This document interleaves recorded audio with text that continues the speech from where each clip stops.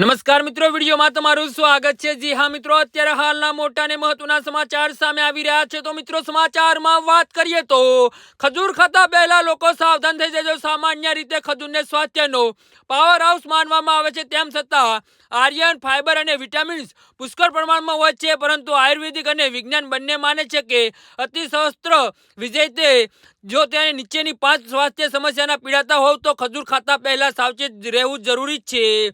જી હા મિત્રો, અત્યારે હાલના મોટા અને મહત્વના સમાચાર સામે આવી રહ્યા છે। ખજૂરમાં કુદરતી સુગર ખૂબ જ વધારે હોય છે। ભલે તેઓ ગ્લુકોમિક ઇન્ટેક્સ મધ્યમ હોય છે, પરંતુ વધુ પડતી ખજૂર ખાવાથી બ્લડ સુગરમાં અચાનક ઉછાળો આવી શકે છે। ખજૂર ખાધા પછી ખૂબ જ તરસ લાગવી અથવા તો થાક અનુભવો। ડાયાબિટીસના દર્દીઓને ડોક્ટરની સલાહ મુજબ જ મર્યાદિત માત્રામાં સેવન કરવું। જો તમે વજન ઘટાડવાના મિશન પર હોવ તો ખજૂર તમારો પ્લાન બગાડી શકે છે। ખજૂરમાં કેલરીથી ભરપૂર હોય છે। જો તમે વજન સતત વધી રહ્યું હોય અથવા તો પેટની ચરબી વધતી જણાય તો દિવસમાં 1 થી 2 થી વધુ ખજૂર ન ખાવી જોઈએ।